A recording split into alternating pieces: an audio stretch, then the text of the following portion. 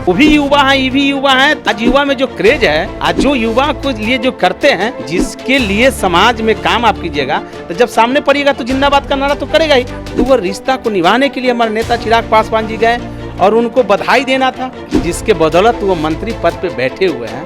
वो सिर्फ और सिर्फ चिराग पासवान जी कहते हैं। और एक गार्जियन है, वो पिता तुल्य है, इसलिए उनके हर गलती को क्षमा और माफ है। जहाँ नीतीश जी रहेंगे वहाँ हमारे नेता चिराग पासवान जी नहीं रह सकते। नमस्कार, इनसाइडर लाइव देख रहे हैं आप और मैं हूं आपके साथ अमित झा। बिहार में जब से चिराग पासवान इफ्तार पार्टी में आरजेडी के इफ्तार पार्टी में शामिल हुए हैं, उसके बाद से कई तरह के कयास लगाए जा रहे हैं। आपको बता दें कि जेडीयू के तरफ से भी उनको बुलाहट हो रही है।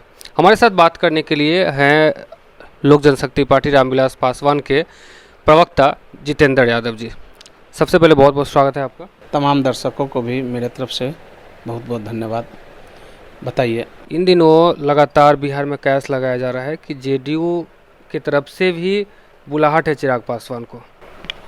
देखिए, ये सब चीज़ हमारे नेता चिराग पासवान जी बहुत पहले कह दिए कि नीतीश कुमार जी के साथ जाना बिल्कुल नामुमकिन है, वो कभी जा ही नहीं सकते। तो ये सब बात को तो करने से कोई फ़ायदा नहीं है।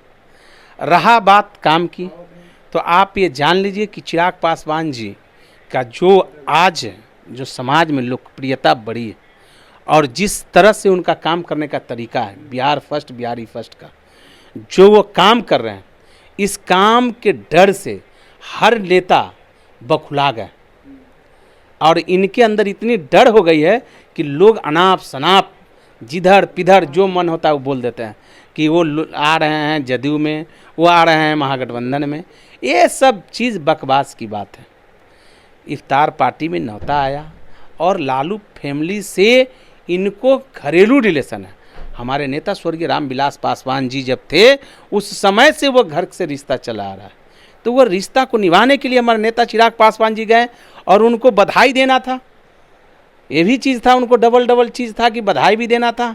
जो तेजस्वी यादव जी के जो पुत्री हुई उसको बधाई भी देना था। तो इसीलिए ये सब चीज़ पर बोलने का ये सब कोई बात ही नहीं है। जिस प्रकार से आरजेडी के इफ्तार पार्टी में भी चिराग और तेजस्वी जिंदाबाद के भी नारे लगे। देखिए, चिराग पासवान जी कहीं भी जाते हैं उनके हर जगह समर्थन, चाहे वो चिराग पासवान तेजस्वी यादव का एक साथ नाम लेके नारा लगा। जनता में ये खुशी की बात है ना। वो भी युवा हैं, ये भी युवा हैं। तो युवा होने के नाते हमारे नेता चिराग पासवान जी को आज युवा में जो क्रेज है, आज जो युवा को लिए जो करते हैं, तो ये चीज़ तो युवा से बर्दाश्त नहीं होता है। तो वो तो जिंदाबाद का नारा करेगा ही। आप समझ सकते हैं, जिसके लिए समाज में काम आप कीजिएगा, तो जब सामने पड़ेगा तो जिंदाबाद का नारा तो करेगा ही। उसको कुछ नहीं अभी बनता है तो जिंदाबाद का नारा चिराग पासवान जिंदाबाद, चिराग पासवान जी जिंदाबाद तो करता ही है। चिराग पासवान के उनका भी कहना है कि एनडीए का कोई घटक दल है बिहार में तो एकमात्र उनकी पार्टी है। देखिए, अब वो तो वही बताएंगे आपको। वो आज इतने डर गए हैं, आज जिसके बदौलत वो मंत्री पद पे बैठे हुए हैं, वो सिर्फ और सिर्फ चिराग पासवान जी का देन है। चिराग पासवान जी के बदौलत वो मंत्री पद पे है। और एक गार्जियन है, वो पिता तुल्य है, इसलिए उनके हर गलती को क्षमा और माफ़ है। इसलिए ये सब चीज़ों पे कोई टिप्पणी टिप्पणी नहीं करना है। उनको भगवान सद्बुद्धि दे, उनको जो जो बोलना है बोले, लेकिन उससे हमारे नेता का लोकप्रियता में कोई कमी नहीं हो रही है और मेरी लोकप्रियता मेरे नेता की बढ़ रही है।